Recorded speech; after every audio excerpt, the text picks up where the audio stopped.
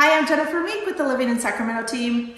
And I'm Liz Anderson with American Pacific Reverse Mortgage Group. And we are going to talk to you today about what are the top questions and how reverse mortgages work and what people are asking so you can get the answers that you need.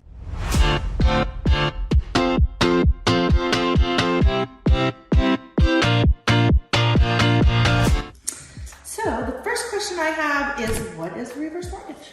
So a reverse mortgage is a loan. It's for borrowers that are 62 years and older. Now there are new programs out in the industry that are now for 55 and older, which is actually pretty amazing. Very good. We're getting closer. Yeah, but what it is, it's a loan that allows a borrower to use the equity in their home without ever having a principal and interest payment moving forward. So they're always going to have property taxes, home insurance, HOAs, things like that, but they will eliminate their principal and interest payment, so it frees up some cash for them. Yeah, so they basically use the equity in their home as their monthly income. Yeah, it's almost like your home is paying you instead of you paying the loan now. Yeah, Correct. and you still have the asset. Correct. Which is great. That's awesome. What are some of the good uses of a reverse mortgage, or how could it benefit someone? So a lot of the uses that are being used, and I'm going to talk about probably the best uses for today's economy. We know where we are with inflation. So a lot of people are using it perhaps if they've had a spouse pass away. So you lose your one Social Security income, you're only left with one. Yeah. So you can use it for additional income. You can use it. I've had people use the proceeds, especially lately. I've had a few calls, taking out the equity and building an ADU on their property to get income off of the rent. Oh, that's amazing. So you can use it for that. You can use it for in-home care. You can use it maybe for a spouse that's gone into a living facility to pay for those costs. There's a lot of really good uses, but right now I'm seeing a lot of the uses be in regards to inflation and just paying property taxes, paying high rise of homeowners insurance that we've recently seen. A lot of people in the area live in higher areas. That's expensive too. The insurance, has really gone up a lot. Wow. Yeah, so those are some of the uses. But for a realtor and perhaps for some of your clients, we should also touch on, and it's probably a question coming up, but a reverse for purchase. It allows a borrower to purchase a home by using a reverse mortgage. Wow. So is that similar to what we used to call it a bridge loan? Like if you want to purchase a home, you're using the funds, you're getting a temporary loan against your house? No, not the same. No. Okay. So let's dive into that. So the way that works as if you already know, boomers, retirees have the most equity in their home. Right. So the reverse for purchase is used to use the equity in your home to right size into the right home. So even though we always think of seasoned clients moving into a smaller home, that's not always the case. Sometimes they want to move into the dream home because the kids are empty nesters. And so what that entails is taking the equity from one home, and instead of using all of the cash to buy a home, you use a very large portion of the proceeds, and that will be dictated by age because it's age driven. On how much you can use. Yeah, the percentage. exactly. Percentage, yeah. So you put down a large down payment, and again, you are left with no principal and interest payments when you move into that house and you purchase it. Because the new house is also a reverse. That's it. You're using a reverse for purchase. Okay. Wow, that's amazing. I haven't heard that one. Yeah, that's great. Yeah, so it creates for you, opportunities for more inventory and helping somebody right size into the good home or their last home. Yes. Oh my goodness, that's so cool. What are some of the myths surrounding reverse mortgages? So that we talk about almost in every single conversation because reverse mortgages, when I started, had a horrible reputation, and a lot of those people still think that reverse mortgages are the same, and they're not. They listen to the media. Yeah. Whoever talks the whoever loudest. their hairdresser is. Yes. Oh, it's terrible. So some of the myths. So the first myth that we run into all the time is people will sit down with me and and I'll say, you know, what do you think, or what do you know about reverse mortgages? And they're like, well, that's the loan where the bank owns your home. And that is not the case. It used to be that way. So that's where the myths come from. But when FHA and HUD stepped in to oversee this loan, they changed those guidelines to make it consumer friendly, so those bad things wouldn't take place anymore. So the bank does not own the home. The borrower owns the home, they're on the loan, they're on title. So if they ever wish to sell that home and move on, they pay off the balance through the sale and no penalty. They go on to another home, to another state. Right. And it works just like if you had a traditional mortgage on your home. So the bank doesn't own the home. Good. That's the first myth. We can lend directly to a trust. So if it's a revocable trust, we actually prefer to lend to the trust within the procedure of a reverse mortgage. If you're staying in your home and you're using the equity to stay in your home, all of those proceeds are tax-free proceeds. No way. Wow. So if you're, let's say that you're, you know, maybe want to pull money from your financial advisor and the assets that they have with you, that's a taxable event. Yeah. You pull from your 401k, that's a taxable event. With the reverse mortgage, these are proceeds that are tax-free because it's not earned income. It's equity from your home. So That's like a amazing. refinance. Yes. So then why is that different from capital gains? Because that is taxable, right? So when you sell your home, you have capital gains, but how is that different? So it's different just because it's not earned income, it's loan proceeds. Okay. So you don't receive that a makes sense. you don't receive a 1099 at the end of the year. Wow, that's a great benefit. Yeah, it is a good benefit. Wow. Okay, then what will happen at the end of a reverse mortgage? How will that work? So we always would hope that there's a trust in place. You know how that goes, just like any other home. So important. Yeah, have a trust in place. Of course, revocable trust is the one that works in all of our favor when it comes to real estate. So what would happen if the heirs then become responsible for the home? They have a few choices. They can either list the home with you, sell it, and then the proceeds would be distributed how the trust would read.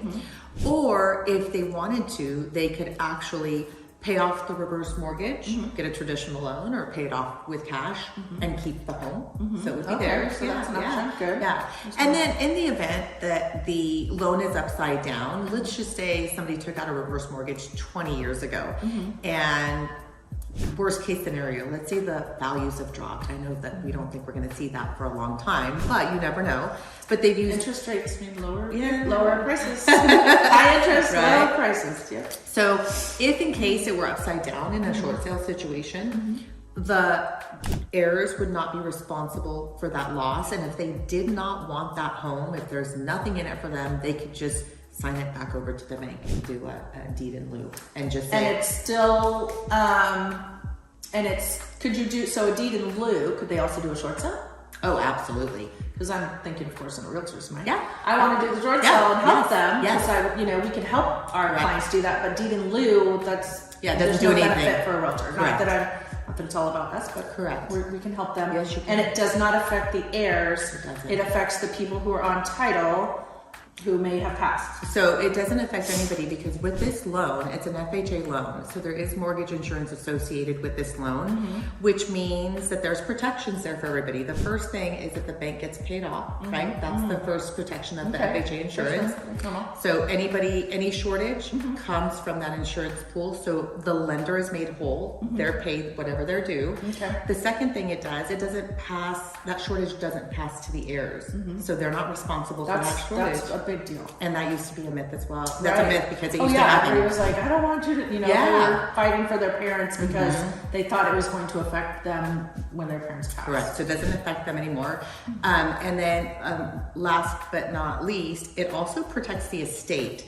So in the event that, let's say, the people who have the reverse mortgage maybe have a portfolio with an advisor, or maybe they have a second home. Nothing else attaches to the reverse mortgage. The home They're is not going to come after you for other stuff. That's the Correct. single event. It protects the estate. And that's why they have insurance. Yeah. Obviously, to make sure it's protected. Yeah.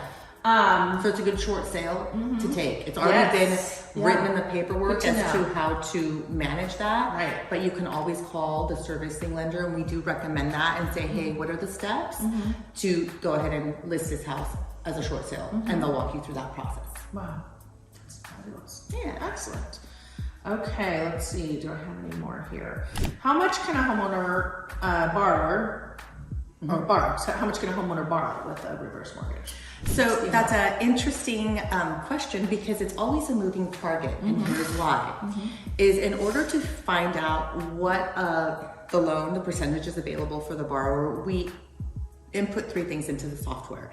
The age of the youngest borrower who's going to be on the loan or on title, the current interest rates, and then the value of the home. So once you plug that in, it's going to say, here's the loan amount available to the borrower. So before we sat down, I actually found some numbers. It used to be that people would say, okay, like 50% is a good amount to have. But when rates change, loan amounts get decreased, right? So for example, for a 62-year-old to use a reverse mortgage right now with current interest rates, it's about 34% that a 62-year-old can borrow, okay? Now, if it's somebody in their 70s, it's about 40% that they could borrow. And if they're in their 80s, 82-ish, they can borrow about 50%. Okay, well that's, wow. And that's probably, I like that scale because you have different needs at that time in your life. So, you know, you can change it, obviously at 80 something. You're gonna need more. You're gonna need more for either live-in care or a facility or whatever. So then I have a question, another question about that I just thought about. So if you have the house and your parent needs to, as a child, you know, for your parents, if your parents needs to have care or go into a home, can you keep the house and rent it? No, it needs to be, can it be a family member who lives here? No. Has to sit vacant? No, so here's the rule. Good question, that's a very good question. So the 4 rules of keeping the reverse mortgage in place and that note not being called due, there's 4 things, and there's a counseling aspect. Before you enter into a reverse mortgage, you go through counseling. And the 4 things that they continue to repeat to the borrower is the rules in order to keep this in place. You must be the owner occupant of the home at all times. Now you can come and go. Sure, like maybe you have another, you know, but I was just thinking, what do you do with the house when, you know? No, if your parent, if maybe it's only one parent that goes and then the other spouse stays. So one can stay. So as long as one person who's on the reverse mortgage stays in the home, that counts as a primary resident. So it must be their primary residence. They must pay the property taxes and the homeowner's insurance on time. If those lapse, that can cause issues. And then the last thing is that they just maintain the home as they would any other home. If the big things break, it's like fix them. Of course. But like minor things, cosmetic things, not a big deal. But those are the 4 rules of keeping the loan in place. Once you know the last borrower that vacates the home is not coming back, that's when the time clock starts ticking, and that's when you have up to a year to do something with the home. So it depends who the servicing lender is. It could be either you have 4 3-month increments totaling the year, or it could be 6 months with additional 2-3-month extensions. But that's all going to be dependent on the lender who is carrying that note. So if someone wants to get more information about reverse mortgage, how can they reach you? Thanks, Jen. So if you'd like to reach me, you can reach me at my cell phone. Best way to reach me, 916-223-8869. Or you can reach me via email at liz.anderson, and Anderson is spelled Andersen, at A as in apple, P as in Paul, mortgage.com. Awesome. And we'll put her information down below as well as ours. So if you need any information from us or from Liz, we can surely get you in touch with her as well. Thanks for listening today. Thank you so much for your time. Thank you. I appreciate it. So informative. Thank you.